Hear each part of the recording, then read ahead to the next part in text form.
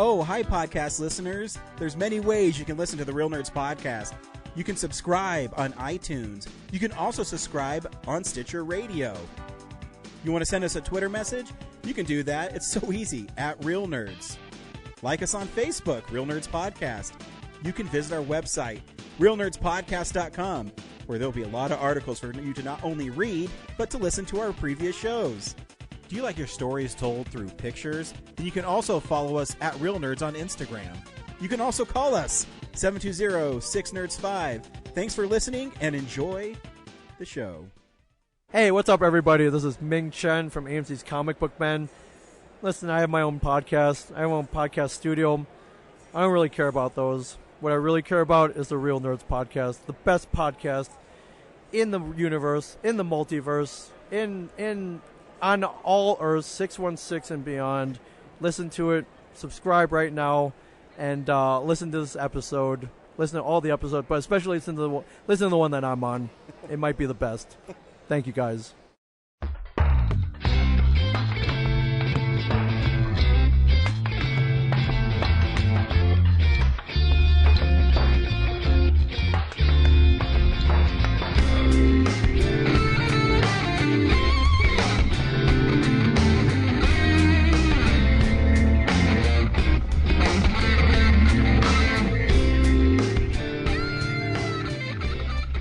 This is Real Nerds Podcast, and for over 10 years, we have seen a new movie and podcast our experience to the world. This week, we saw Spider-Man No Way Home. I am joined this week by Brad. Hey. Zach. Hello. And Corinne, are you still in Kansas? I am, yep. I'll be here until after Worst state Christmas. ever. Nah, that's West Virginia. No, West Virginia is actually really nice. I've opened a Qdoba there.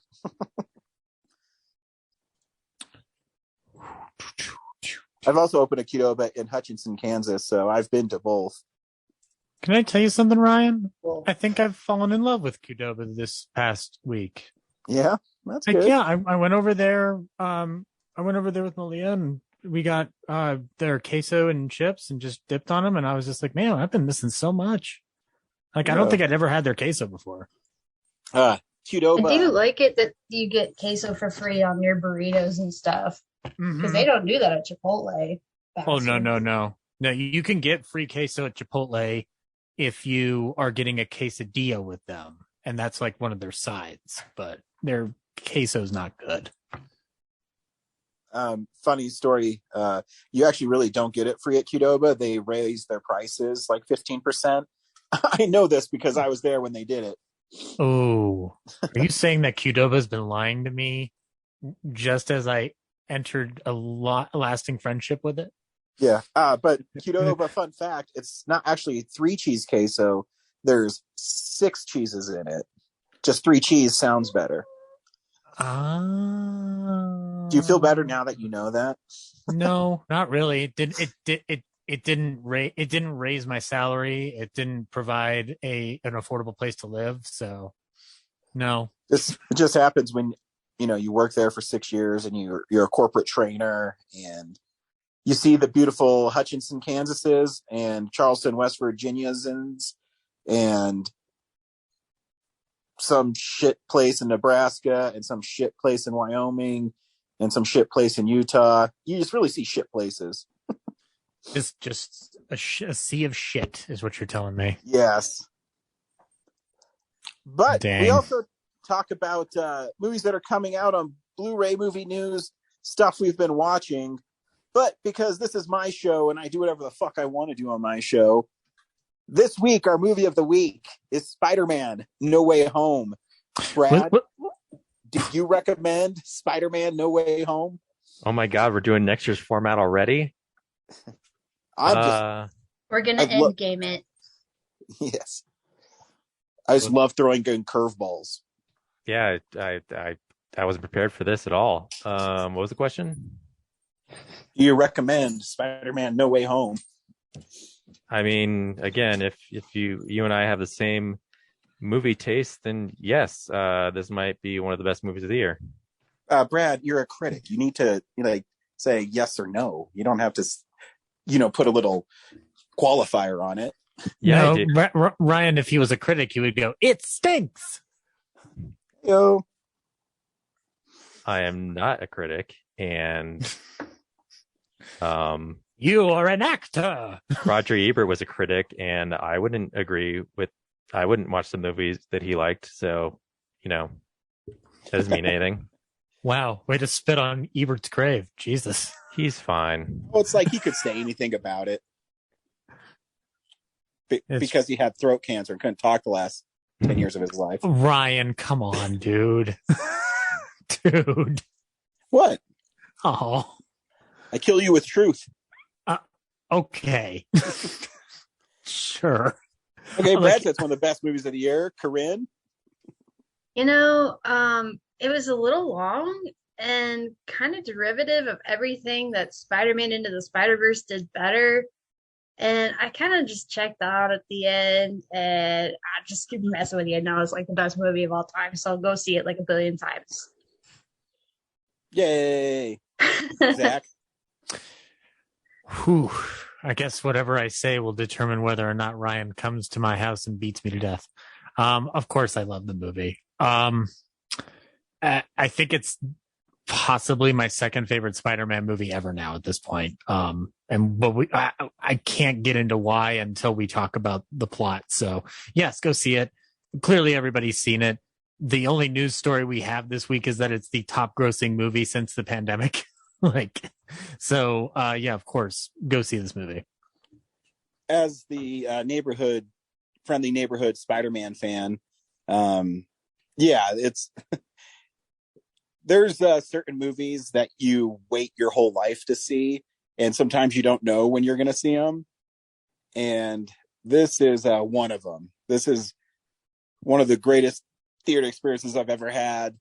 And as a Spider-Man fan, it's one of the coolest things I've ever experienced. So yeah, if you haven't seen it, I mean, who hasn't? I mean, it's already made like $300 million in like 4 days. So go see it. Here's a trailer for Spider-Man No Way Home. Ever since I got bit by that spider, I've only had 1 week where my life has felt normal. That was when you found out.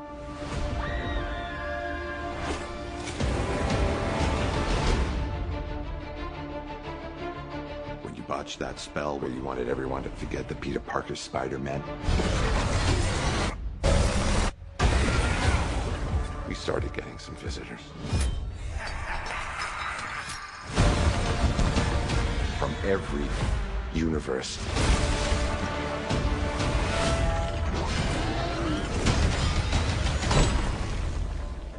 Hello, Peter.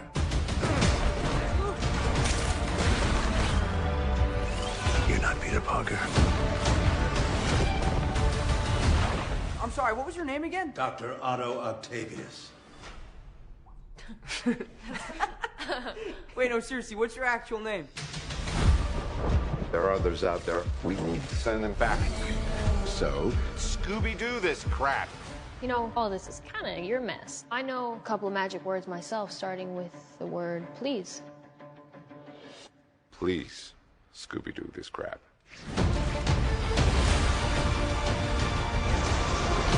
You're flying out into the darkness to fight ghosts. What do you mean? They all die fighting Spider-Man. It's their fate. I'm sorry, kid. Yeah, me too. Don't.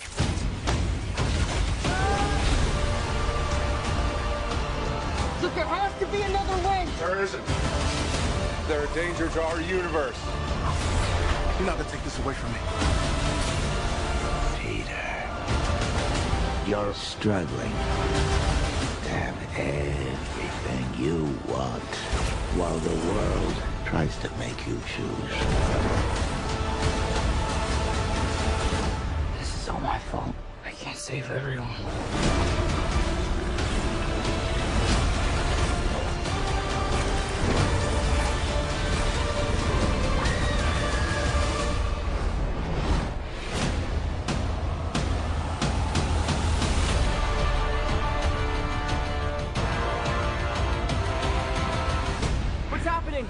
They're starting to come through, and I can't stop them.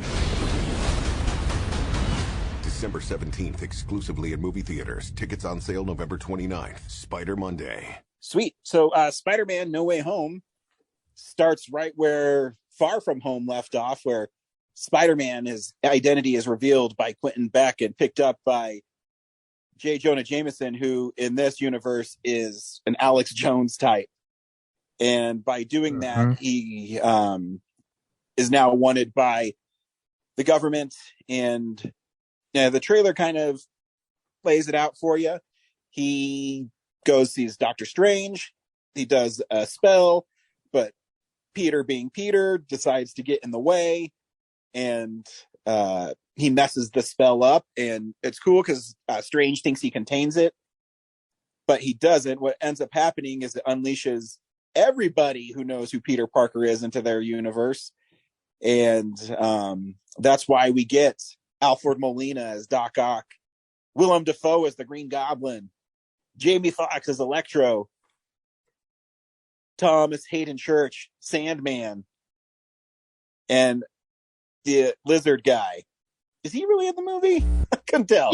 He is not very much. They definitely had like a tier actor, of Pete. Yeah, he's in there at the end when they carry him. I mean, I couldn't tell if that was just leftover footage from Amazing Spider-Man or he actually filmed scenes. Ryan, he has a name. His name is Reese Ifans. Oh, that's right. But yeah, so by this happening, Peter doesn't think it's his responsibility to save them, and he wants to send them back, but May tells him that his job is to help people. That's what Spider-Man does. And that's how we propel this movie forward. Mm-hmm. And it's, I can't even tell you, like, being a Spider-Man fan, what I loved about this movie, and I am not beholden to any origin story or who Peter Parker is. That's why, the color of his skin or who he is underneath the mask doesn't matter. It's who he is as a person. She is. Yeah, it's who he is as a person. So what I loved about this movie and what shocked me the most is it's Spider-Man's origin story after he's become Spider-Man. Because what this movie did really smartly is stripped him away of everything that he is in the Marvel Cinematic Universe and left him alone. And I mean, that's all the way at the end of the movie, but I did not know I was getting a Spider-Man origin story. And it's like the best version of the origin story we've gotten since Raimi did the origin story. And it's because, they never really mentioned Uncle Ben in the MCU. There's an off comment that Pete makes when he meets Tony Stark in Civil War that he says, when you have the powers I do, you don't help those people. It's kind of that, but they never mention if Uncle Ben. I don't think he's in the universe at all because he's not buried next to Aunt May. Yeah, I think it's literally just Aunt May. So, I don't know about this version of Peter Parker, but I know that I was rewatching What If this week, and in the zombie episode, he does mention losing Uncle Ben. So yeah, but I mean, the zombie universe is an MCU Peter Parker. He's I know this because I got the Zombie Hunter Spider-Man figure. It's like Earth. It's a different number. Right. But yeah, obviously. But he also, I was trying to think, and I don't know if does he ever refer to her as Aunt May either. I swear he just calls her May all the time. So did she adopt him? Or is she just a friend? I don't know. It's fine. Did she find him on a doorstep of a monastery and then she renounced her vows? No. I think he sometimes refers to her, like when he's talking to other people, as like his Aunt May. Maybe. I can't remember. Yeah. He certainly doesn't refer to his Uncle Happy because they've broken up, guys. Yeah. But this movie is so smart, and when you have, because you're having so many villains And yes, a big selling point is, Willem Dafoe as Goblin, and Alfred Molina. I mean, that's a selling point, but to have it pulled off, and I was texting Zach before he went and saw it, and I told him that Willem Dafoe is like the MVP of this movie. Because Ryan, he's the main villain of the movie. Oh yeah, because it's just, I don't know. There's just like moments that, as a Spider-Man fan, that you're taking something I know so well, and then you're changing it enough for it to be awesome as well. Mm-hmm, mm-hmm. Because you're taking what I know about the Willem Dafoe character in Raimi's universe, where he suffers from personality disorder, and I thought it was ingenious, even though you kind of know the twist is probably coming, with May telling Peter, you can't just send him back to die. That's not who you are. And MJ has that line too, when Octavius mentions, why are you going to help us? And she says that because that's who he is. Can we quickly address, though, there's this like really interesting, poignant moment where you have Defoe at that shelter with May. Oh yeah. This is one of the reasons why Willem Dafoe will always be one of our greatest actors. He plays Norman as the damaged figure that he is, from a more realistic point of view than he ever even got to do in the Raimiverse. Like the idea of a wandering homeless person with a personality disorder or who's struggling and who needs help. Like that's the angle he's playing. Like that's the motivation he's playing with as his ploy. And it's like, it's kind of a genius move on the story's part and on his part to incorporate that into the mix. Yeah. It's, I saw it opening day within the very first showing, and there's just moments. I love seeing these movies with crowds so much, because it's in the trailer, but when the Goblin shows up and you hear and the pumpkin bomb bounces, my theater like cheered.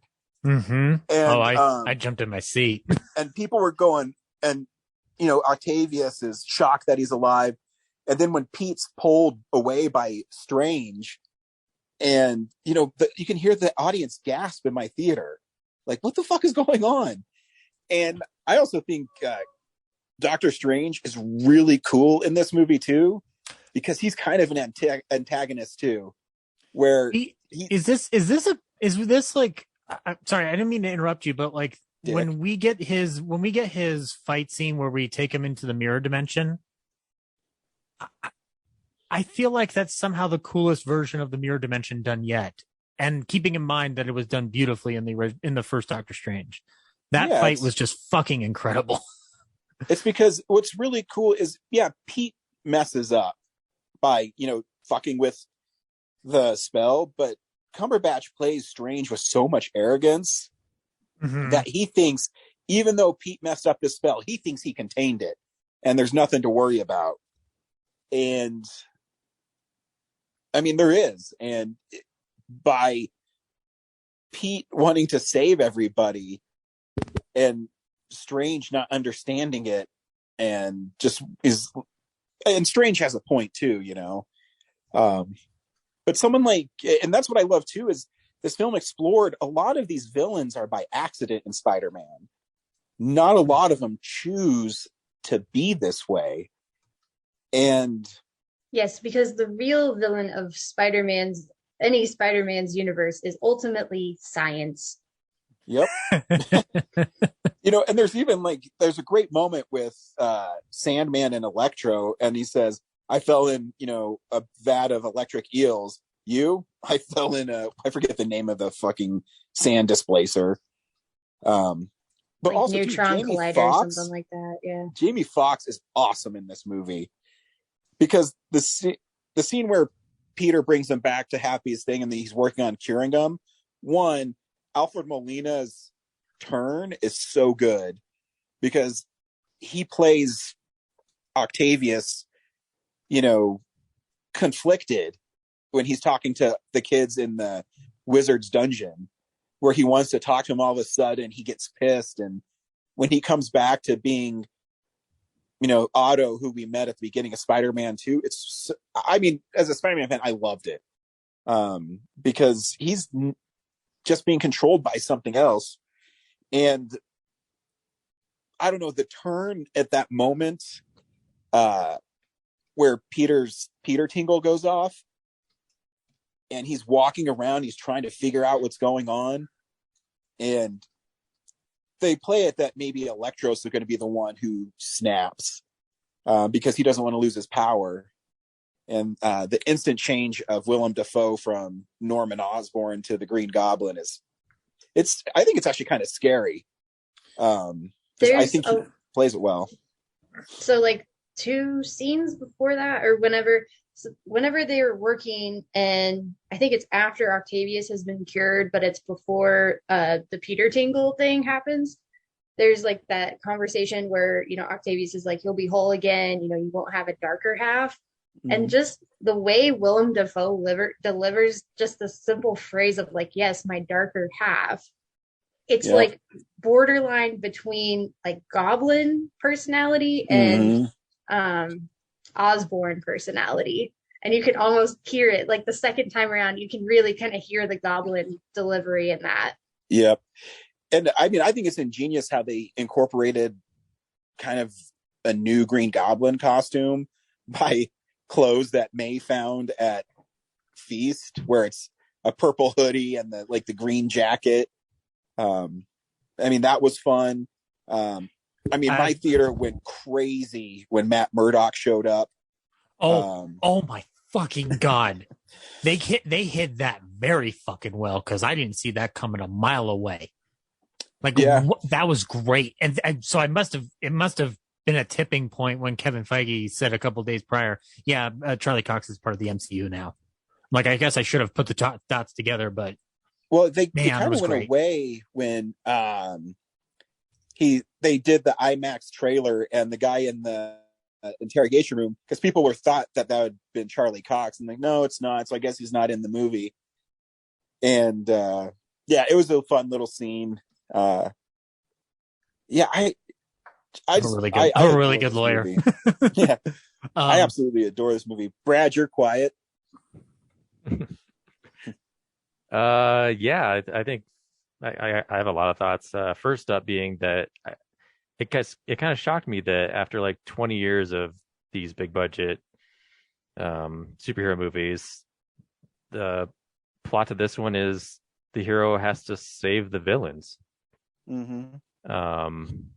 Like that just seems like, wow, I can't believe no one's really done that before. After as many as we've had, so that was just like a really charming story. And then just seeing the other past Spider-Man, Toby and Andrew, like when Andrew jumps and saves Michelle, like even my Heart of Ice was just like, oh my God, he got to redeem like a thing like that ruined him.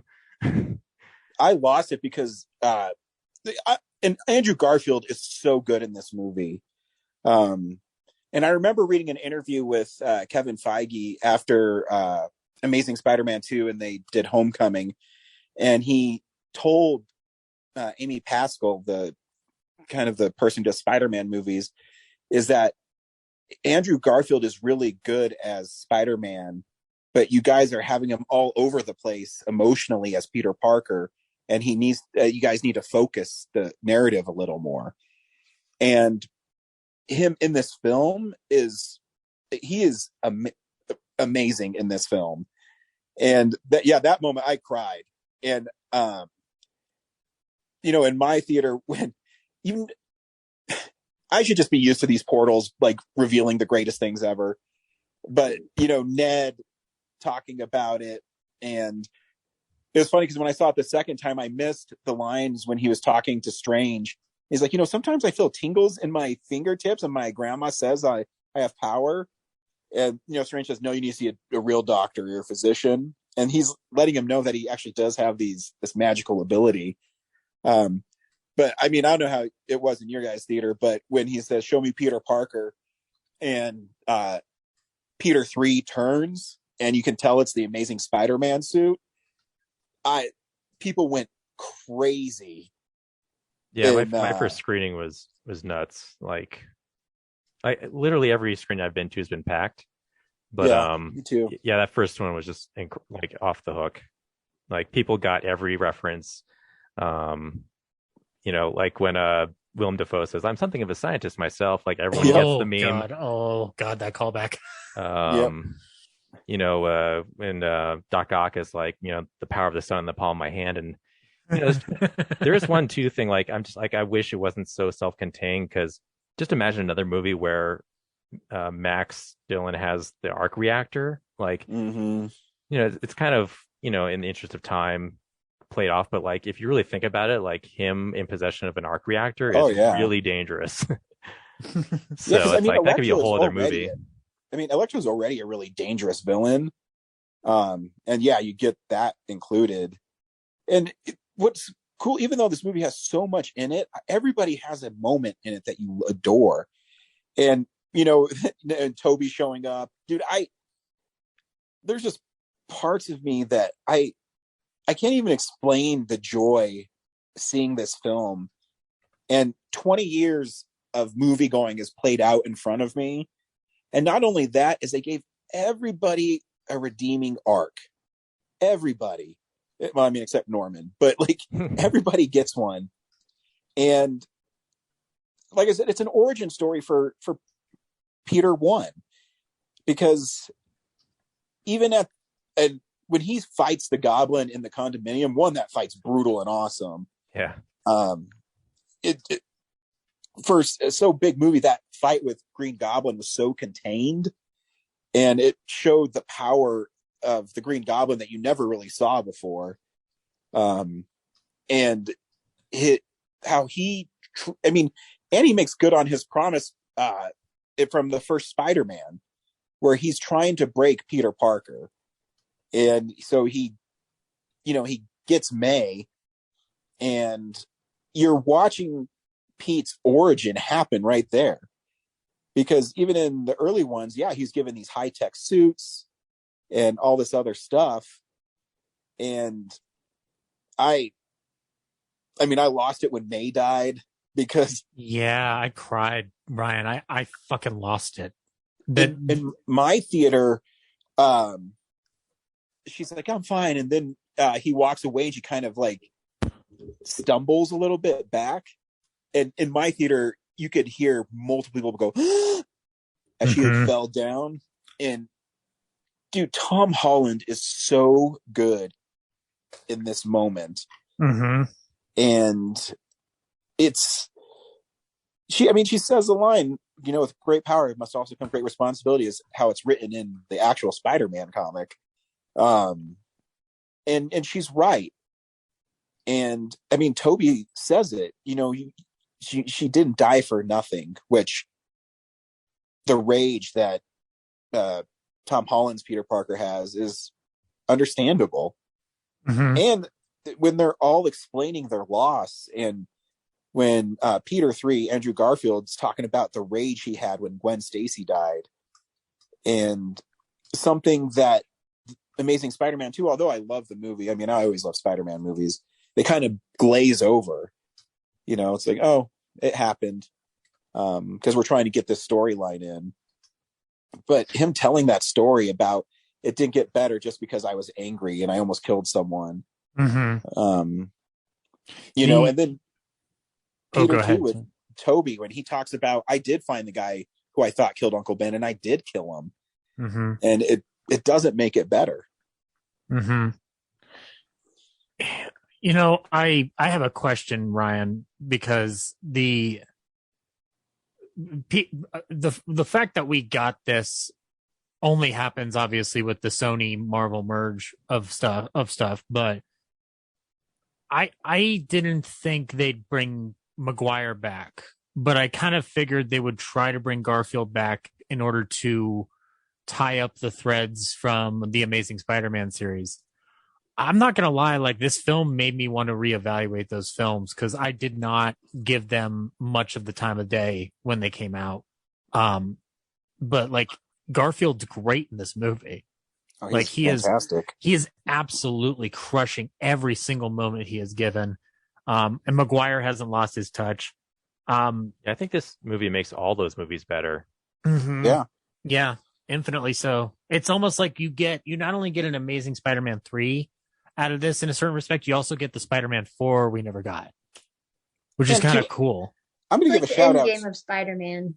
Yeah. Kind of, I'm yeah. going to give a shout out to the score because it was awesome. Every time a villain showed up, they played the theme from the movie mixed in with the No Way Home themes or the music they made new for it.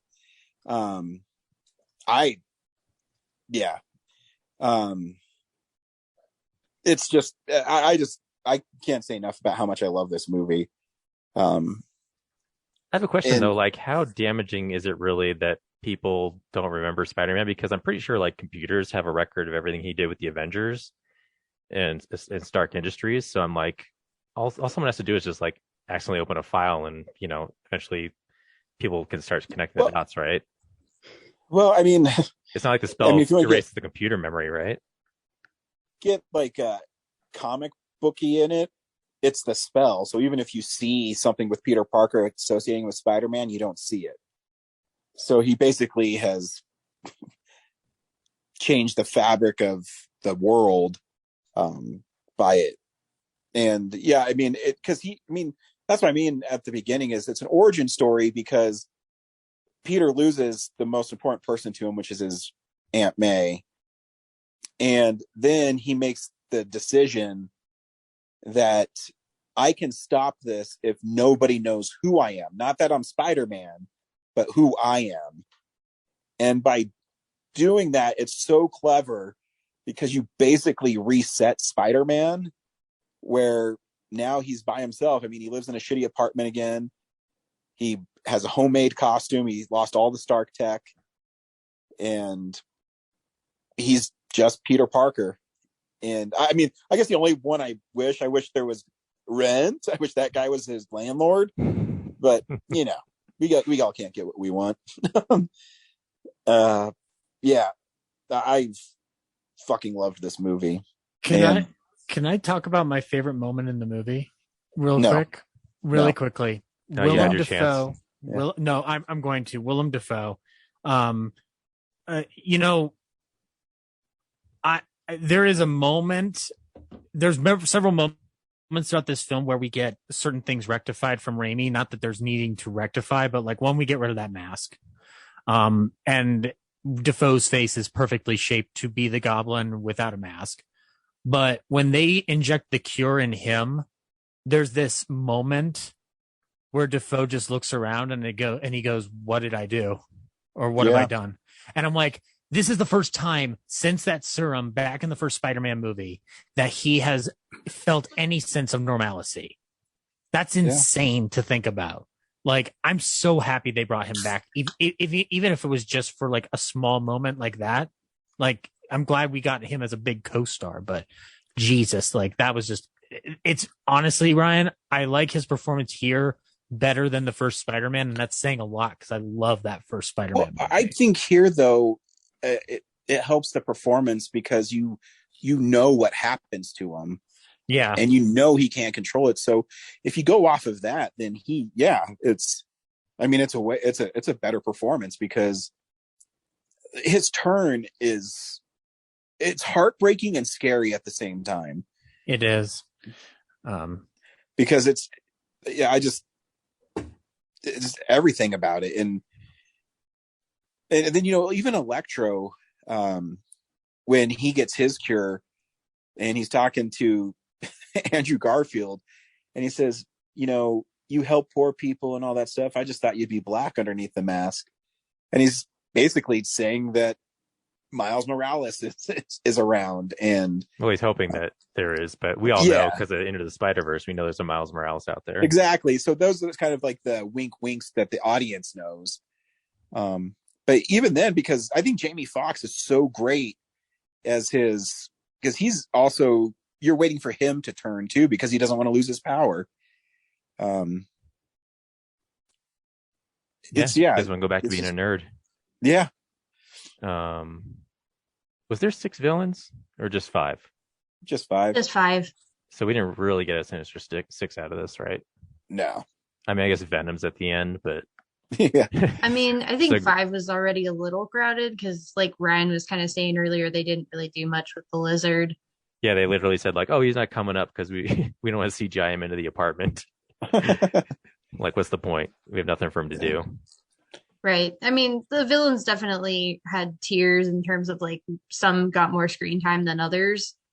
Like I'd say the top tier was, Green Goblin and Octavius, and then middle was kind of like Electro, and then lower tier was Sandman and Lizard. Well, because even in Spider-Man 3, the Sandman, and in this movie too, he really doesn't want to be a bad guy because he even helps Spider-Man at the beginning. And he just wants to go home, and that's his whole thing, is he wants to spend time with his daughter. And what's his line in Spider-Man 3? I'm not a bad guy. I've just had hard times or something like that. God, it's one I've seen the least, probably. Yeah, so it's something along the lines of that. It's interesting because Sandman, as far as we know, is going back to die because Sandman lives at the end of Spider-Man 3. Yeah, but remember, Tobey Maguire's Spider-Man wanted a way to help him too, and so he kind of is able to help him. And the Lizard in Amazing Spider-Man, he saves Peter Parker in that one. After he turns back to Dr. Kirk Connors, he's just as a Lizard, he's smart and he knows it, and he never really wanted to be part of, it seems like, the evil scheme that the Green Goblin and Electro did anyways. Right.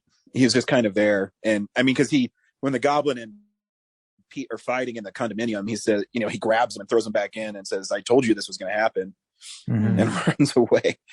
I have a question though. Like, so now you've got this, there's obviously gonna be another solo movie, but like, what do you do villain wise? Because you've burned off like a lot of the great Spider-Man villains in this one movie. So I guess whatever they going forward with like this new version of Spider-Man, I guess you get to use Kraven, Rhino, and Scorpion. Like, what's the other big things? I mean, obviously they're setting up Venom. Ryan, we set up the fact that we can bring back Paul Giamatti as the Rhino, and I don't think we should miss that opportunity. As great as it was seeing them in this, like, it also means that there's not going to be like this universe version of Goblin or Doc Ock or Sandman, I mean, I think it'd be cool if they made an original villain. Yeah. It's hard because the fans are always going to want someone they're familiar with. And if you're going to make a villain for a comic book movie, they better be really fucking good, because you can end up with someone like New Goblin and people are not happy.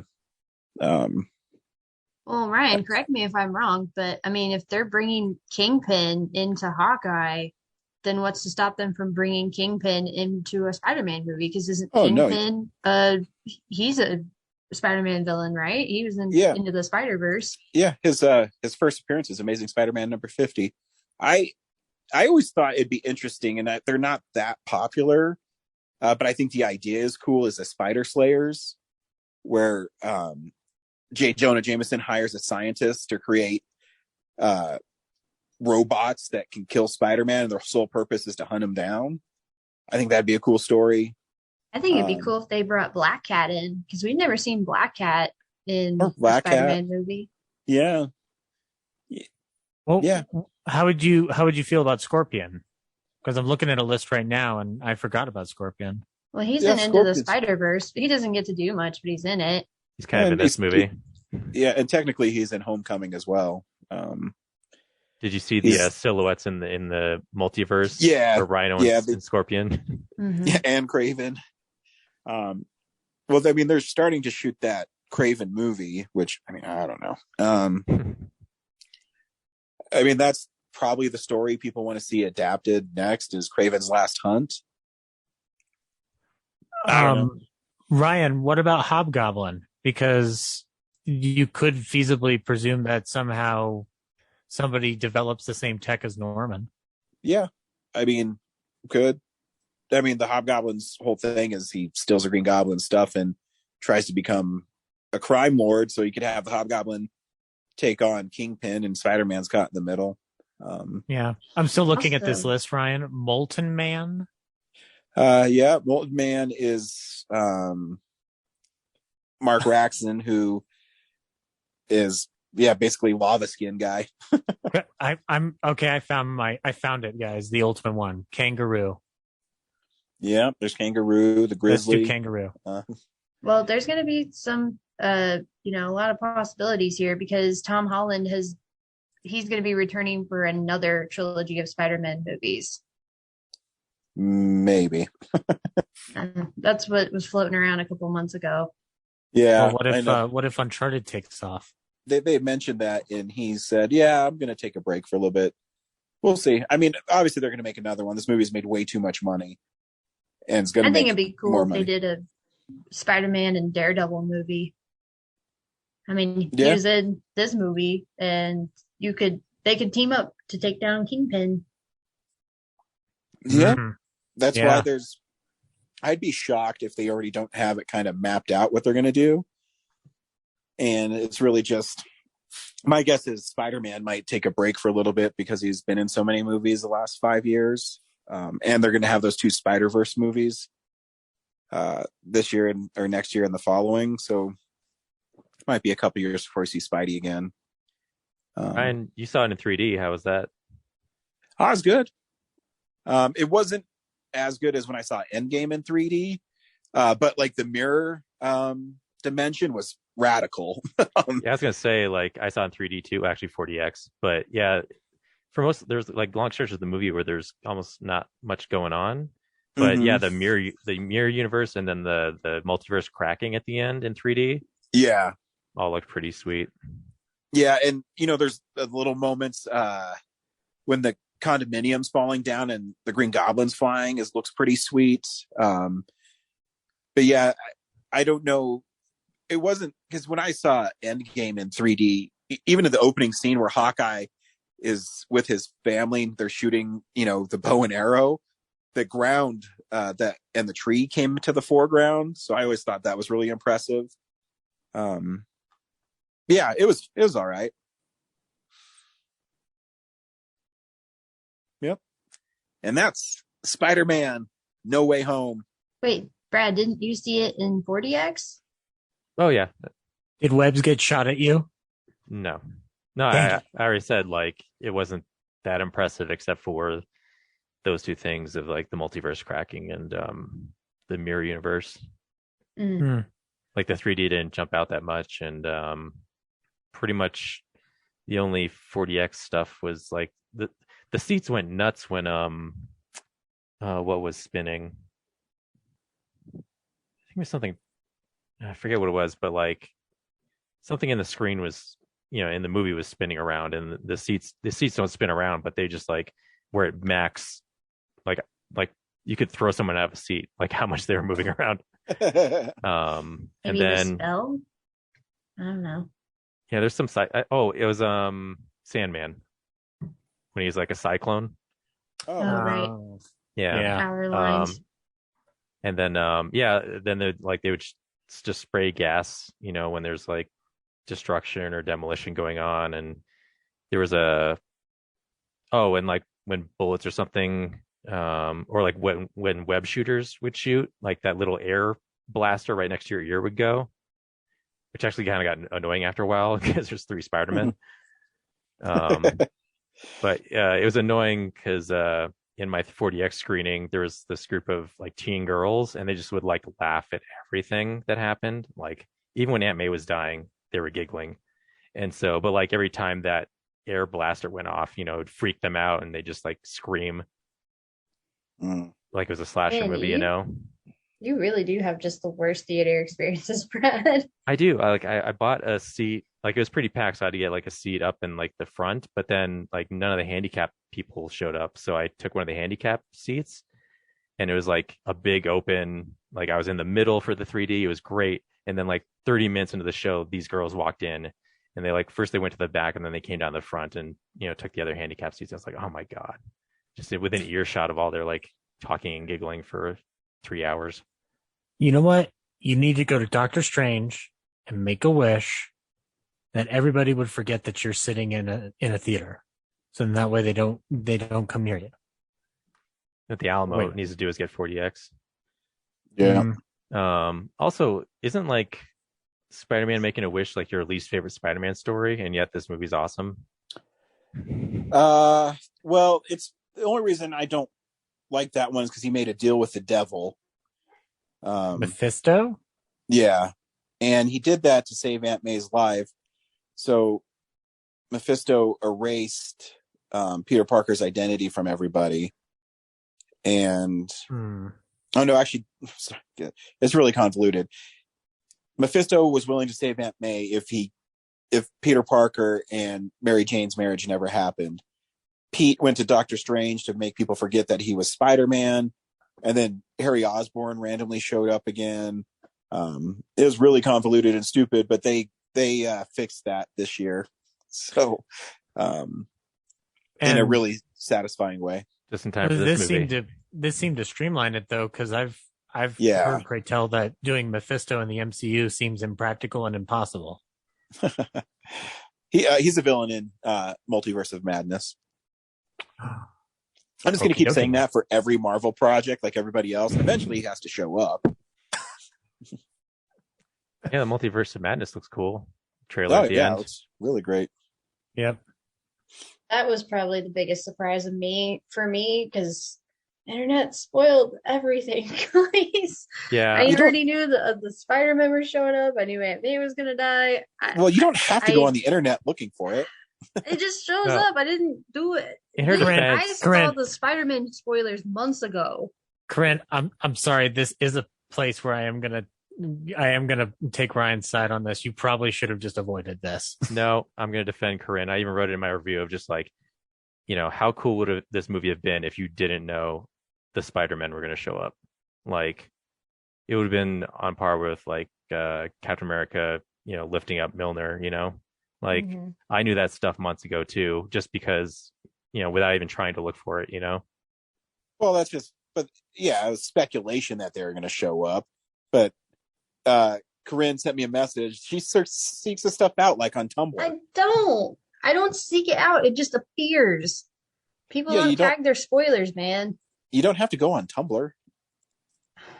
I came across that stuff just looking on, just browsing Twitter, not even like looking for movie stuff, Yeah, that's why I don't go on Twitter around this time either, because they do it all the time, because Twitter is the worst social Facebook media site pushes ever. like those shitty like geek news sites, and like they always have those fan theory bullshit ads.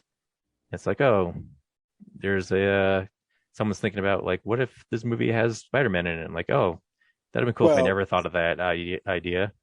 Well, I mean, you kind of already knew. There's this really funny video of paparazzi following Tobey Maguire, and they asked him if he was in the new Spider-Man movie. This is, I don't know, like a month ago, and he just winked at him, like, oh. Where, Andrew Garfield flat out said, I'm not in it. I know I'm going to disappoint a lot of people. But yeah, It's still fun. I'm okay with it. So the Multiverse of Madness trailer was amazing, especially because, well, at least the first time I saw it, I was like, oh my gosh, it's Strange Supreme. Like, he's going to be one of the big bads of the movie, and like Prime Strange and Strange Supreme are going to have to duke it out. And now I'm second guessing whether it is Strange Supreme, because the character design and the costume isn't quite right. We'll see. I think it is. I read somewhere that it is, because I think it was Kevin Feige that said that you should watch What If before you see it. As I was telling you in text, I mean, I'm definitely leaving open the possibility that it is him, but I'm also leaving open the possibility that it's not, or that it's like basically him, but they won't like actually confirm it. You know what I mean? It'll just be like just vague enough so that people don't actually have to watch What If. You know what I mean? Yeah. But honestly, he's seeing an evil version of himself. So, Right. He's like the Star Trek mirror version of Doctor Yeah, Strange. It's pretty kind of much. funny. I like the Pretty whole much. things just got out of hand because I'm like, haha, hands. Good one, Doctor Strange. Ryan, can you give me your speculation on whoever Bruce Campbell's going to be? Oh, He's going to have to be geez. there somewhere. Yeah. Gee, I don't even know. I mean, he's going to be something silly. He's going to be the landlord of the Sanctum Sanctorum. I don't know. That would be both stupid and wonderful all at once. Well, we see that Christine Palmer is getting married and presumably not to Doctor Strange, so maybe she's going to be marrying Bruce Campbell. She couldn't have picked a better mate. Yes. Cool. So yeah, see Spider-Man. It's awesome. Yeah, do it. I sure hope Multiverse of Madness starts queuing up this next arc of movies, because even after this one, I'm still wondering, like, what is the point of all this, like, what if and Eternals, like, leading up to Multiverse. and Shang-Chi and credits scene. Like, it's leading up to the multiverse, but it's like, it's been like, what, 6 movies this year? And I'm just like, what is the point of all this? Like, where are we headed? I'm so lost. I mean, maybe there isn't. Well, I'm sure they'll figure out a big bad eventually, but for now, I'm fine with these smaller, relatively speaking, stories of just, different characters doing different stuff. Loki meeting different versions of himself, Spider-Man meeting different versions of himself, Shang-Chi getting introduced, fighting his dad, the usual. Yep. Well, I mean, Kang shows up in Quantum Mania for sure. And we still got the Celestials floating around. Yep. Is Ant-Man 2 years out still? Yes. Or is it next year? Maybe it's next July. I think it's 2023. Because Strange is May. March. I thought it was March. No, it's moved to May. Oh.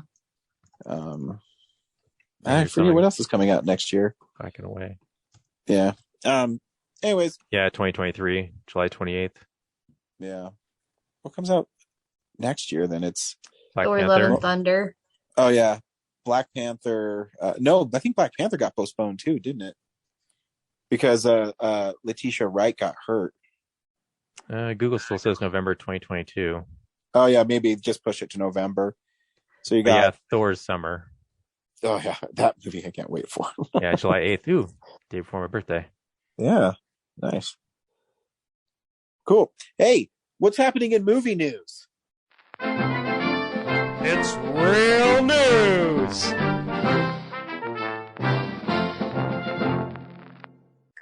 Yeah. So Spider-Man in No Way Home made $260 million domestically at the box office. Yeah, and I was reading it made $40 million yesterday.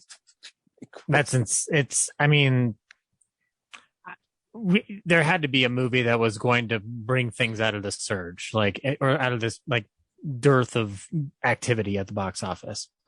600 million globally. Yeah. I'm not going to rain on the Spider-Man parade too much though, but I will point out that, come on guys, go see fucking Nightmare Alley and West Side Story. It's not that hard. They're just as good. That's all. I'm done. Just as? I don't know about that. I have yet One to go is into the culmination of 20 years worth of Spider-Man films, and the other is Steven Spielberg doing a musical, which was great and amazing. And I already have, not for everybody. I already have my plans for Nightmare Alley this week, but this unfortunately doesn't make me smile all the way, because I'd like to see all these films do great. So, anywho, though, this does indicate that there is still interest in seeing a movie in a movie theater. So movies aren't dead. And you should continue going to see them in a theater each and every week. Moving on, we got another trailer for the Harry Potter 20th anniversary reunion. Ryan, are you excited for this? Sure. You're the bigger Harry Potter fan out of all of us. Yeah, I know. I love Harry Potter, and Yeah, I'll sit down and watch them reminisce about it. It's just weird seeing them all grown up. Look at that. Look at that. There's that like save image on the trailer. And it's just like, yikes. Let's just give us the cursed child already as a movie or something. They could. Oh, I don't yeah. want to see that. Now that I'm thinking about it, let's just do that. That'd be great. It'd be a wonderful idea. Last piece of news that I really have is that we're going to get a documentary on Beanie Babies. Anybody remember Beanie Babies? Yeah, I still have Beanie Babies. You I have a do? shitload of them because Laura collected them, and her mom says, "Oh, Kellen will like these," so I have a shitload of them. Ah, there you go. Well, from director Yamisi Brooks comes a documentary about Beanie Babies, the stuffed toys on everyone's minds and shelves in the late 90s. Beanie Mania is an illuminating and entertaining exploration of how a children's toy spawned an unprecedented investment bubble and a frenzy of American greed. Whoa. All this from plush bear dolls. Yikes. So yeah, look for this on Thursday, December 23rd. So after this has already come out. So, and that's news, guys. Really, it's just Spider-Man saved the box office. Yeah, Spider-Man saves everybody. Yeah. Go see Nightmare Alley and West Side Story. Also, Sunday was the 20th anniversary of Lord of the Rings Fellowship of the Ring. And Yes, did anybody else watch the full bear lap? No, but I saw that interesting news story where apparently Weinstein, when he had the rights to everything, was so Corinne's got the Diana Beanie Baby. Oh, there you go, Corinne. Came off. I have others. They're just at the bottom of the storage bin, but this was the first one I found. This is the first one you found? Oh. Yeah, I don't have any of the ones that like are worth a lot of money. I just have the ones I have. Yeah, there you go. Oh, that's cool. I had the bongo, the monkey one. But you bringing that up, Corinne, there was a news story because there was an interview with one of the producers, and when Weinstein had the initial rights on the project, he was trying to get Jackson to cut it down to 2.5 hour movie, and he said, if you don't do it, I'm going to bring Quentin Tarantino in to do it. And I loved watching Twitter blow up with what ifs. Because that would have been insane and stupid. Yeah, well, as we know, Harvey Weinstein is a piece of garbage. Oh yeah, he is. He's an immense sack of trash. Not only for everything that he did to women in Hollywood and everyone else, but also because the bastard wanted to cut Princess Mononoke down to like half of its actual runtime, and Hayao Miyazaki sent him like a dagger or a katana or something, and it said no cuts. And it aired as it was supposed to, but that bastard, I'm glad he did not get his way. I would have also accepted Hayao Miyazaki sending him a single note that says kill yourself, because how dare you try to cut down one of Miyazaki's films? That's dumb. That's stupid. Don't do that.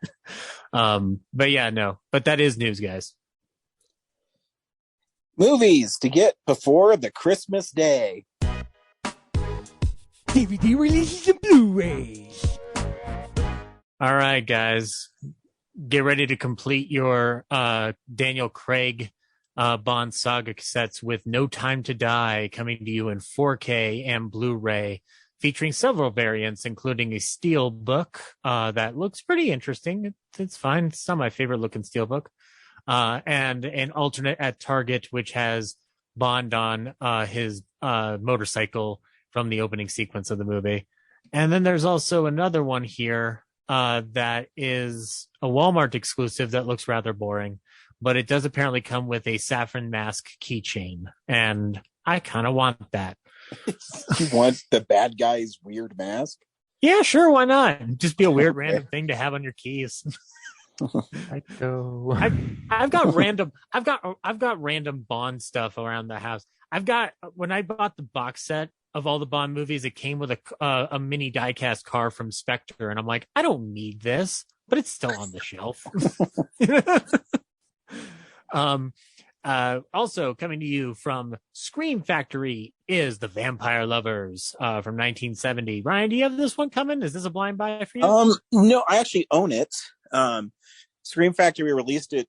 It was an internet only one they released about 6 years ago. Oh, so now this is a mass market one. Yeah, well, this one too, and they have a new transfer and new features. It's an okay movie. I don't know if I want to double dip on it. Gotcha. I feel you. Also, coming to you from the Film Detective is the Sherlock Holmes Vault Collection. This contains 4 films from the 1931 to 1937 span before Basil Rathbone and Nigel Bruce graced the screen with perfection. So you can get the Fatal Hour from 1931, a study in Scarlet from 1933, The Triumph of Sherlock Holmes from 1935, and Silver Blaze from 1937. I've seen none of these, Ryan. I'm going to blind buy this so that I can watch some early Sherlock Holmes stuff. Right on. Yeah, so can't go wrong there. Demon Slayer, the movie, Mugen Train, coming to you from Funimation Entertainment. I believe this is the one that was released in theaters.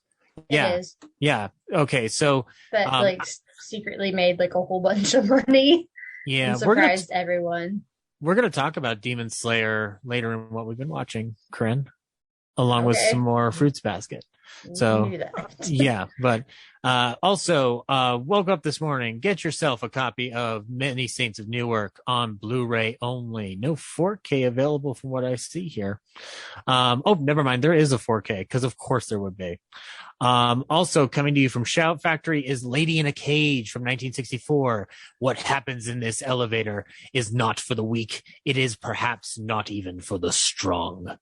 Do not see it alone. Lady in a Cage. This is a movie that got a lot of talk about it when de Havilland passed away, because she followed in that trend with other actresses of the era where they were relegated to horror roles, but they just chewed up the scenery and did everything with every moment they could get on there. Also, you can get Mary Pickford's film Sparrows from 1926, coming to you from VCI. And it's not much else really. Seems like a slim pickings for the week of for the lead up to Christmas. Usually is. Yeah. Next week's though is fun because you get the Shawscope Volume 1 from Arrow and French Dispatch. Cool. That's it. We watch stuff throughout the week in a segment I call What We've Been Watching. So, yeah, this is the stuff we've been watching. Brad, what'd you watch this week? A lot of TV. I rewatched The Dick Van Dyke Show, all 5 seasons. Yeah. That was great. But really, I rewatched The French Dispatch for my 7th time this year. Wow. Is that the movie you've seen the most? It's tied with Suicide Squad. So if I can Nice. get one more screening in before it leaves theaters, probably next week, then it might take the crown. But yeah, the other thing I watched was Nightmare Alley. Nice. Oh, nice. So Stay people tuned. are watching That's it, our Zach. film of the week. Are we doing What was that one that? next week? No, it'll be the week after. Yeah, the week after. It's going to be the final regular episode. How is Nightmare Alley So in a word? So after Matrix, we're doing Nightmare Alley and Kingsman. Yep. Okay. I just need to know for I'm making images and stuff ahead of time, you know? Yeah. Zach requested Nightmare Alley about 2 months ago. So Oh, maybe I should just keep my mouth shut then. Yeah, please do. I have not had an opportunity to go yet. I'll just say it was boring. Oh, fuck you. Was it really, or are you just fucking with him? You know what, Brad? The Suicide Squad is a fun trauma movie, and comic books have nothing to do with it. I'm being serious. I think the movie starts halfway through. Okay. Well, I would ask you to watch the original, but we know you're not going to do that. I didn't know it was a remake until after I saw it. So Gotcha. I recommend the original is fantastic. I'm super excited to see what Guillermo del Toro does with it. So After I I didn't heard that, know it was a remake until you just said that. oh yeah, with Tyrone Power and Joan Blondell. Yeah. after I found out, I was like, yeah, I can see this be like being the same movie as the one from like, I don't know, 50 years ago. Spoilers for my soon to be released favorite Blu-rays of 2021. Oh, it better Nightmare be on that Alley list. makes it on the list. Damn right it does. God, that's a great Blu-ray, Ryan. That's a great fucking Blu-ray. Yep. Fantastic. Well, right on. Thank you, Brad. I'm super excited to debate this with you on the final regular version of Real Nerds Podcast before we reboot. Yeah, I guess that's all I watched. I watched Discovery season 4 they're on now, and it's less serialized, and there's a lot of scenes of people just being like, you can always count on me, and I believe in you. So that's a little boring. Yeah, fuck those people. Yeah, I think that's it for me. Corinne, what'd you watch this week? Oh, lots of Christmas stuff, but I'm going to focus on the TV shows because I've been watching a lot since I was on last time. So I'll talk about 3 TV shows. I've been watching Foundation with my dad on Apple TV, and there's 10 episodes, and we're on the 5th one, so we're about halfway through. It's pretty good. I definitely wanted to watch more episodes, but I have to wait for him. So I'm like, dang it, like there's like mysteries and there's conflict and stuff. And I'm like, I want to see the resolution here. And it's like, dip. Nope, gotta wait. Okay. But the premise is that there's this mathematician who's is it Jared Harris? I can't remember who plays him now, but he basically foretells the downfall of civilization in this like space age colony empire. And the emperor, who's played by Lee Pace, which that whole thing is really cool, but basically sends him and his followers into exile, and they are the Foundation. They are basically supposed to catalog all of them, as much of human knowledge as possible, for like the people who come after like the downfall of civilization, so that there's this supposed to be this like period of darkness. And instead of it being tens of thousands of years, they only want it to be like 1,000 years. And so they're trying to catalog as much knowledge as they can to shorten that period of darkness before humanity rises and civilization returns. So they get sent to Terminus at the very end of the universe, and it's really cool. There's a lot going on, and murder mysteries and war, and I just love the concept of the emperors. So Cleon the First is the emperor, and he ends up cloning himself to be his successors. And so there are 3 clones at any given time, and they're called Brother Dawn, Brother Day, and Brother Dusk. And so it's kind of cool because you jump around in time. So you jump forward like 35 years. And by the time you do that, the one that had been Brother Dawn, which was the youngest one, is now Brother Day. And you can see like the things that happened 35 years ago are still affecting him psychologically and how he sees the world. So it's really cool. And Lee Pace does a really great job of playing different versions of the same, not the same clone, but like different clones of the same guy that have been impacted by different things. It's a bit hard to explain. You'd have to see the show. It's pretty good. I'll report back once I have seen the whole thing, but I recommend it based on what I've seen so far. So then the other show I've been watching is The Little Mermaid.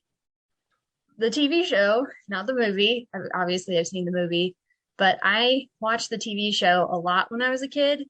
And it's weird because there are some episodes I remember so vividly, like even down to like the songs and like the cadence of way that the characters speak and like different scenes. Is this a cartoon, Corinne? I don't even know what this is. Yeah, it was a cartoon. 90s, it was right? on the Disney Channel. Yeah, it was like 92 to 94. I remember it. I remember watching it on the Disney Channel back when I think the Disney Channel was only on like satellite or something. I don't remember. My grandma had satellite, and so the only way I could watch it for a long time was at her house. So that was kind of like my special treat, was whenever I got to go over to grandma's house her and my grandpa would usually take a nap in the afternoons, and they'd let me stay up and like watch TV while they were napping. And so I usually got to watch The Little Mermaid because that was usually what was on at that time.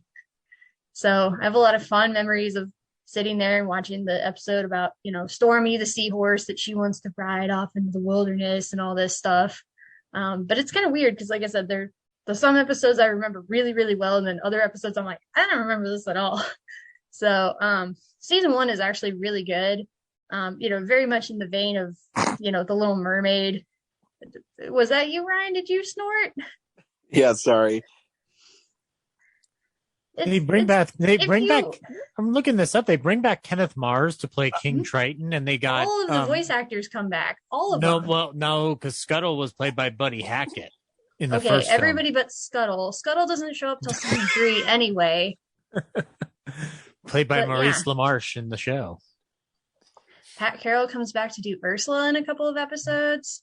Yeah, the voice cast they got for this. I'm looking at it. It aired from 92 to 94. How did this never rerun for us? It's weird. It's on Disney Plus if y'all want to watch it. I'm curious now. So I will tell you that some of the guest voice actors who come in and help out sometimes, one of them is Jim Cummings, who is in quite a few episodes. He's just there doing various characters. So he comes in. Tim Curry plays the evil Manta, who pops up in like maybe 5 or 6 episodes. Mark Hamill is in 2 episodes. I just read this. He plays Hans Christian Andersen. He does. Yeah, that was one of the ones I remember, is that Hans Christian Andersen goes underwater in this like little submarine thing, and he gets stuck. And so the Little Mermaid and her friends have to free him. And then it ends with like King Triton's voice actor going like, "You can find Hans Christian Andersen books at your local library." Okay. I'm reading this right now. There's a character called the Magical Wishing Starfish that's voiced by the late magician Tony Jay. He's a giant starfish. I forgot Tony Jay was in it. He's a giant starfish with a beard and crown, because of course he is. Yes, that is the episode. That is incidentally the highest rated episode on IMDb, because they introduced the character of Gabriella, who is a deaf mermaid, and they based that character on a girl who was a fan of the show in the first season. And so When You Wish Upon a Starfish was an episode in the second season. And then the character of Gabriella comes back in season 3. So yeah, and then also Clancy Brown is in an episode, and Ron Perlman shows up at one point. So please tell me he plays Hellboy. He plays Apollo, so have fun with that. That's as close as I'm gonna get. Did you all watch like Disney shows back in the day? I just don't remember. Did you see the Aladdin show? Like, I remember watching the Aladdin show too. Rescue Rangers, Tailspin, Darkwing Duck. That was. Yep, yeah, that's what I watched. Those ones. I remember the Aladdin TV show, kind of. I don't remember any specific episodes, but I remember the intro was awesome. I remember the Timon and Pumbaa show. I do remember that. Gargoyles. Yeah, no. I'm drawing a blank on everything else. I watched Gargoyles some. I don't know. I just watched The Little Mermaid a lot, so I have a great fondness for it. But anyway, season 1 is actually pretty good.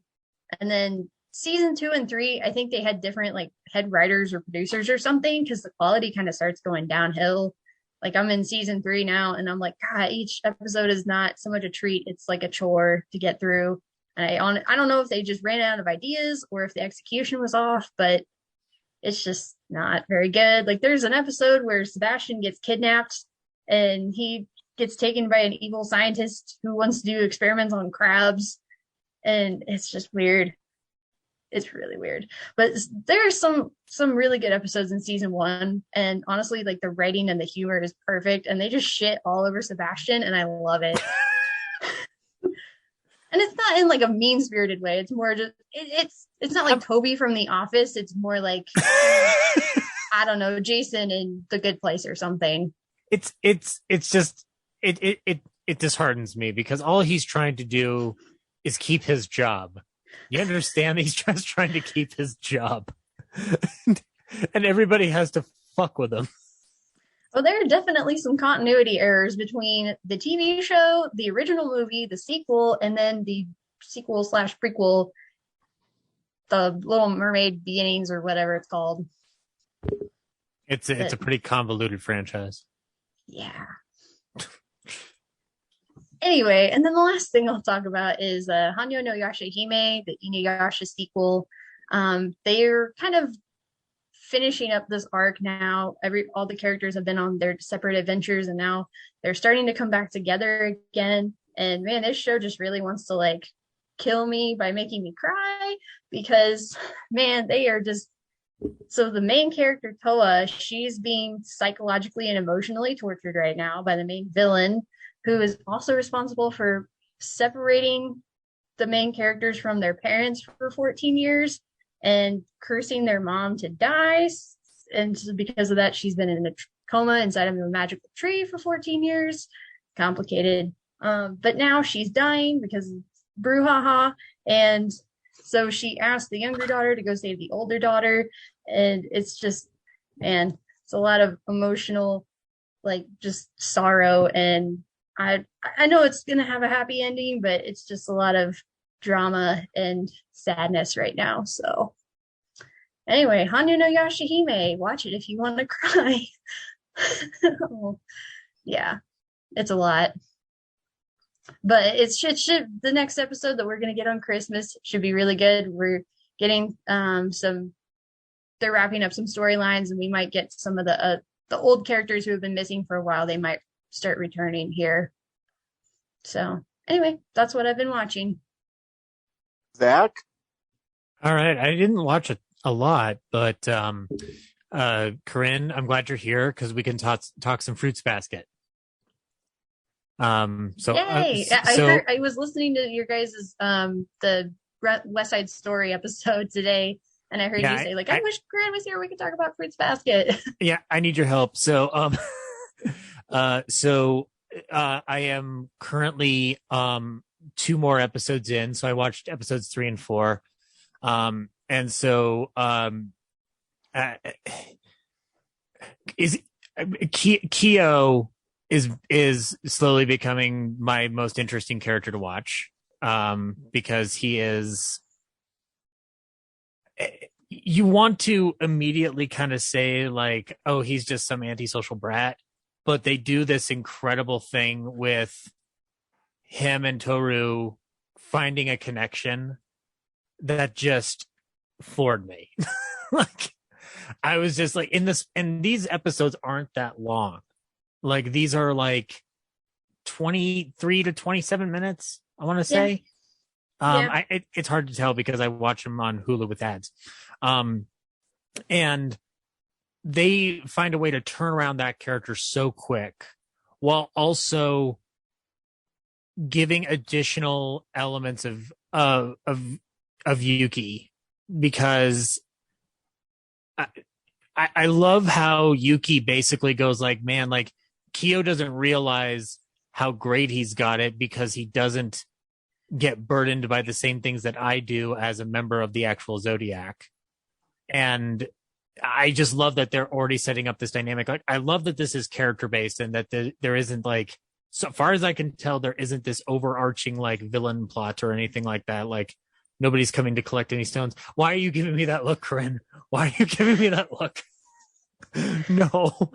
No, please don't tell me this is an MCU situation. There is an overarching antagonist. Is it?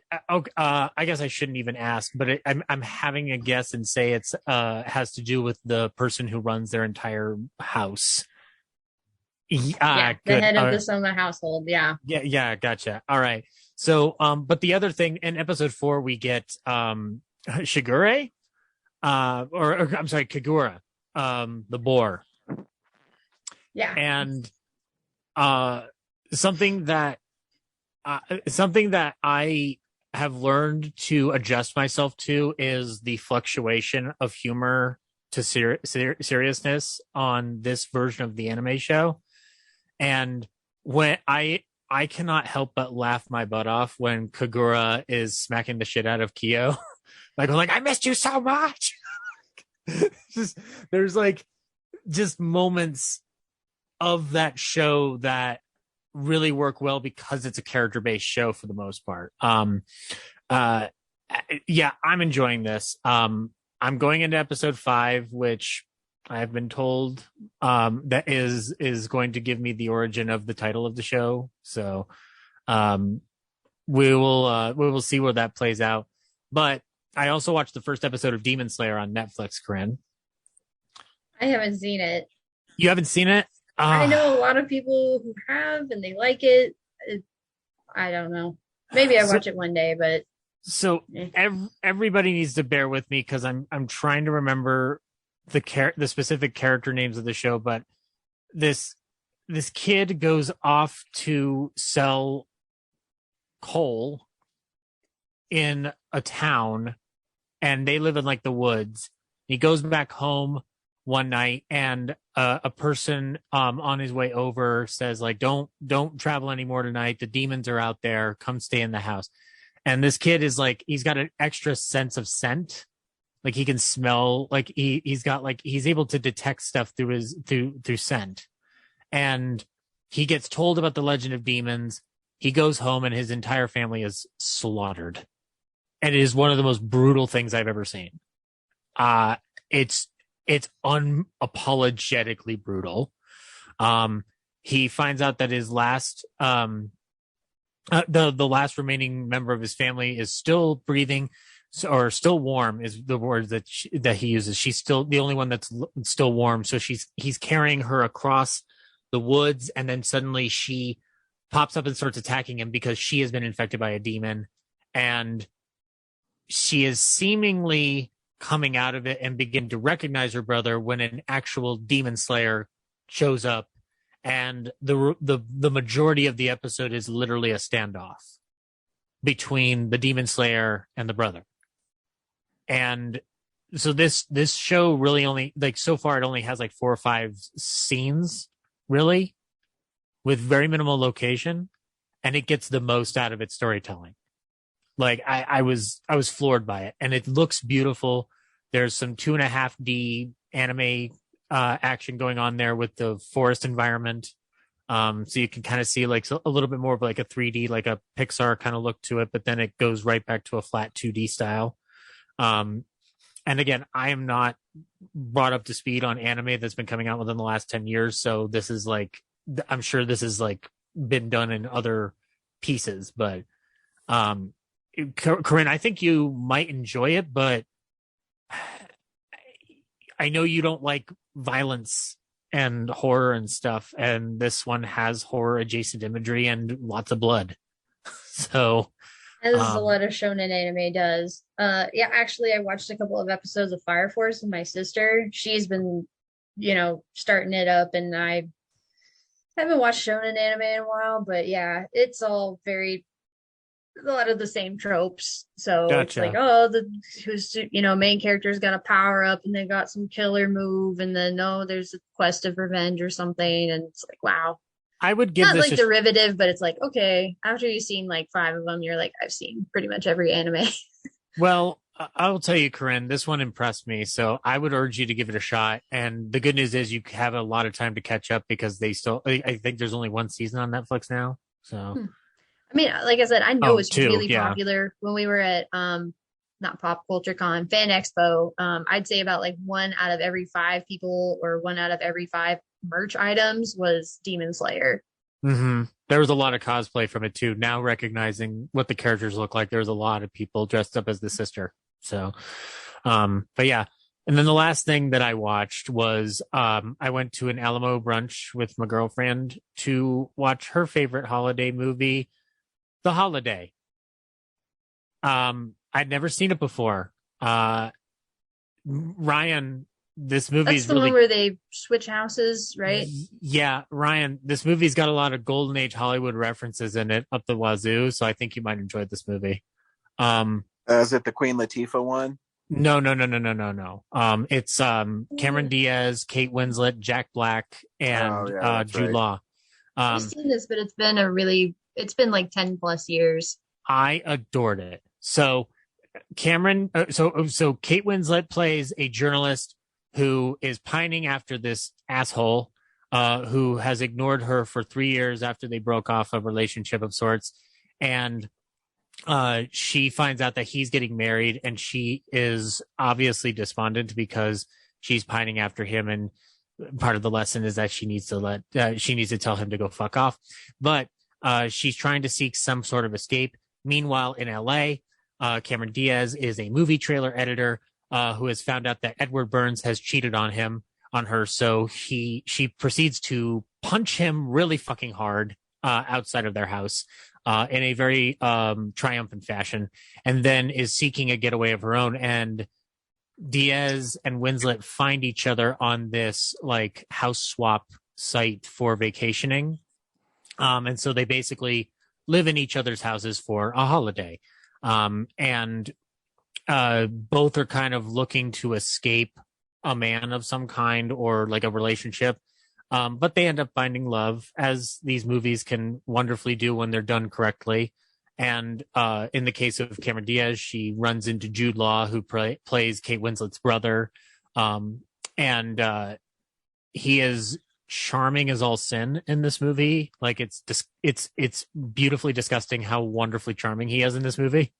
Like I was swooning over him like the entire time. Like he's just so fucking wonderful. And Jack Black is equally as wonderful as a guy who was friends with Cameron Diaz's ex that runs into Kate Winslet while in LA. And they start hanging out, and it's Jack Black in 2006. So you're getting him for one reason, which is to play off of his comedy persona, but he melds it really good with this emotional core surrounding his own relationship. So the movie though has a secret weapon, and it's Eli Wallach playing an aged screenwriter who thinks that everybody's forgotten him. And so it's a secret geezer exploitation movie in the process. And these movies know how to steal my heart when they do a scene where he says earlier, I'm not going to go to this award ceremony honoring my career. Nobody will remember me. It'll be 11 people. And then they take him to an auditorium, and there's a whole audience applauding him and his career in Hollywood back in the 40s. And so it just was like catnip to me. But it's great. I appreciate Nancy Meyer. I'm glad I caught this one. And I had never been to an Alamo brunch before. And recommendation, those breakfast tacos are fucking delicious. So overall, it's a fun time. I really didn't have any problems with the film. Like for a movie from 2006 that's dealing in the rom-com territory, it held up surprisingly well. I'm glad to see that it's been able to translate past the year it was made. So, and that's all I've been watching.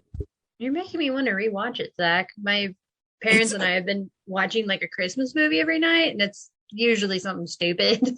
So I will have to tell them, like, we need to watch The Holiday, because I don't know if they've seen it.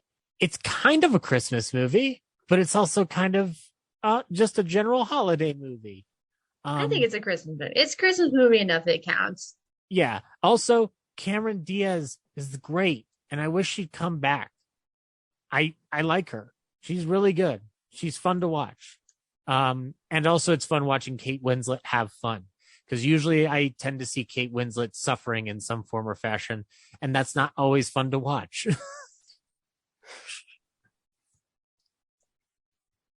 Yep. That's Ryan, it. what about you? I'm just waiting. I didn't want to interrupt. I missed last week. Work's been a pain in the ass lately. So I'll just breeze through some things. West Side Story is really fun. It's made with a lot of energy, and I had tons of fun watching it. Spielberg is still one of the greatest directors ever. Did I talk about Psycho Gorman? Watching that again? I don't think so. You posted You about didn't it. like it the first time. Why did you watch it again? So I have a problem of I like to watch movies on Blu-ray, and Join the club. as the end of the year starts approaching, I go back and I look at Blu-rays that have come out that I might want to check out. And Psycho Gorman's Blu-ray is like packed. So I was like, you know what? I'll give this another go. And watching it a second time, knowing how stupid it is, made it way more fun. And Oh yeah. And when I listened to the commentary and the interview with the director and him talking about how he just did things because they were stupid, made me appreciate it a lot more too. So that was fun. I finally dug through the Blu-ray of The Suicide Squad, and that's a great Blu-ray. I laugh every time the weasel drowns. Good stuff. Did you listen to Gunn's commentary where he's just like, yeah, I didn't prepare for this thing? Yep. Sorry. The rest of the Blu-ray is pretty great, though. There's a lot of special features on it. The movie is probably going to be one of my favorites for Film Explosion, which happens in like 3 weeks. I watched MacGruber, the TV series, and it is fucking awesome. So did I. Sorry. Right you guys away, having Peacock. Well, just the first episode, because I didn't pay for the rest of the season yet. Gotcha. Well, the first episode where Maya Rudolph is singing What Happened. Oh, recapping the first movie. It's so great. I got sucked into the world of MacGruber immediately. When he's in prison and he's that one guy that says, "I'm gonna who wants to have this rubber ball shoved up their ass?" And he says, "I want it shoved up my ass." And then he does it himself. It's just really funny. I think I enjoy it more because how much my wife hates MacGruber, because she just doesn't get it. Don't worry, we're here for you, Ryan. So, Brad, you watched the first episode. The first episode when MacGruber is watching Vicky and Lawrence Fishburne have sex, or is that the second episode? It's the first episode. I watched them all. I don't remember. It's the first. Yeah, I had to hear it and see it and smell it. I don't want you just to use your penis to fuck her in her vagina. I also want you to fuck her in her heart. It's so stupid. It's awesome. Oh, fuck. It's stupid and awesome. So yeah, make sure if you have Peacock to watch MacGruber. That's something I think you'd like, Corinne. Definitely not. Oh, Corinne. Just you saying that line, Ryan, made me cringe. Yeah, that's why it's funny. Yes, Corinne, you're technically correct. However, this movie is downright silly and out of its mind, and so the TV show thusly will be just that. Like, MacGruber's a genuine first-class idiot. It's great. The third episode where he has to strip naked because oh yeah, he's being exchanged for the president's daughter, but the first thing that comes running out is the dog, and he's like, "We're a fucking dog."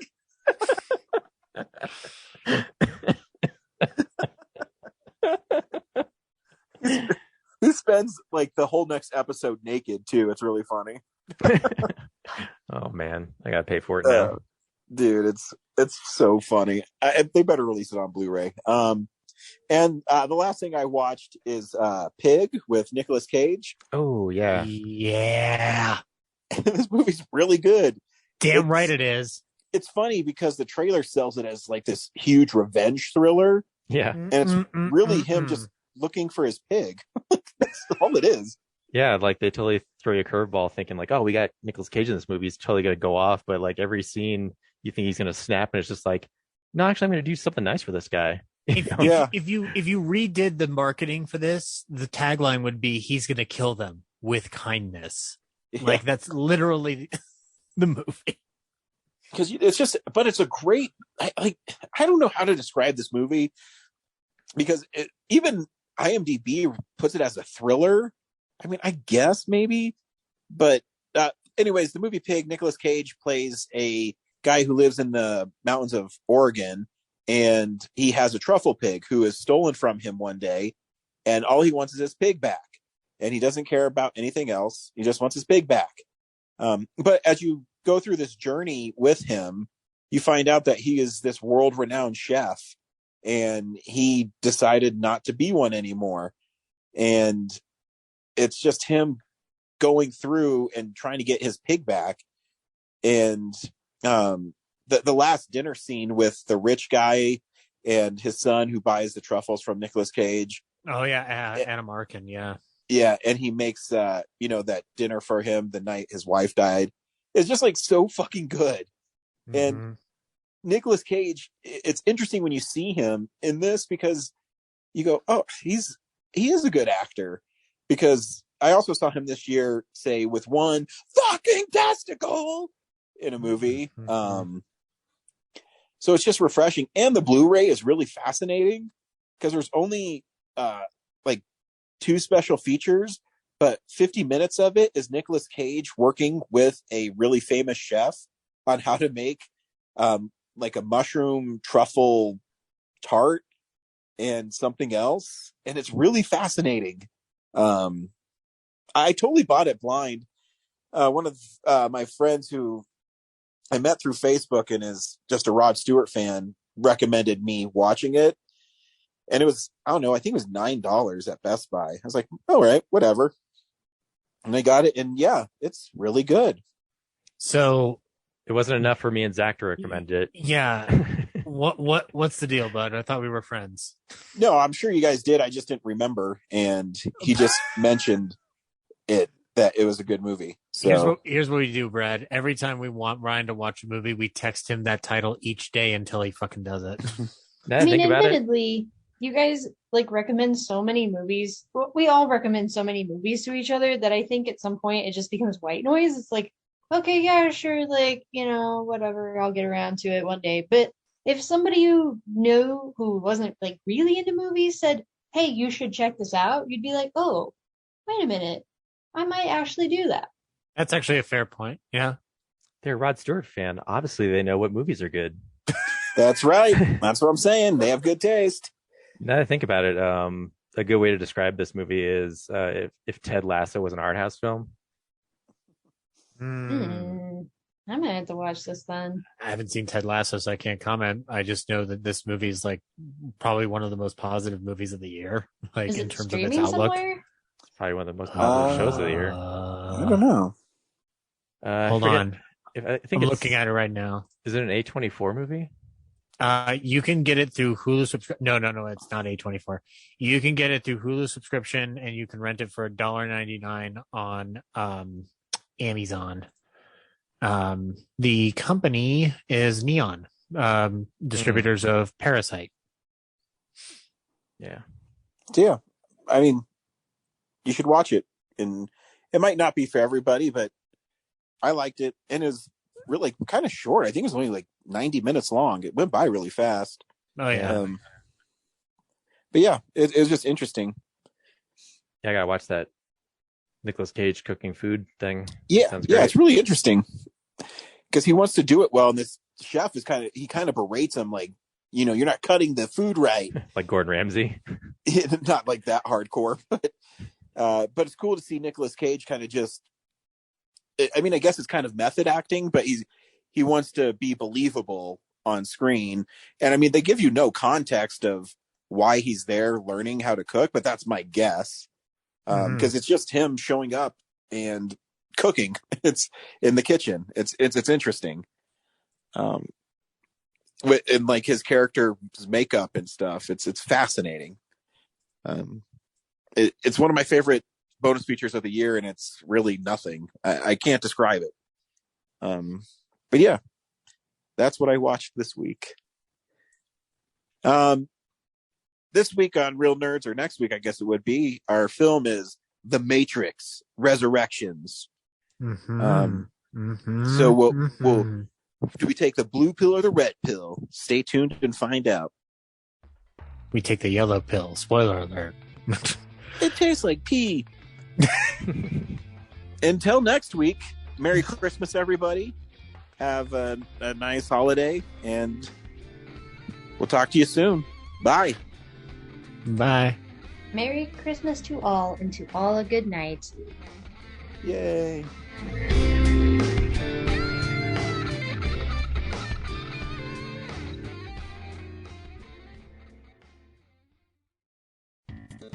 Thank you for listening to this episode of Real Nerds Podcast. Real Nerds Podcast is a production of Nebulous Visions Multimedia. Thank you to Sparks Mandrill and Plan 9 Studios for our kick-ass theme song. Also, if you're in the Denver area and you're looking for a cool place to see movies, we see them at the Alamo Draft House in Littleton and now also in Sloan's Lake. Thank you to Colorado Coins, Cards, and Comics for supplying us with all our comic needs, especially you, Andrew. You know who you are. And a big shout out to James's mom. I'm giving you an electronic hug that you can feel through the airwaves. Thanks for listening, and have a nice day.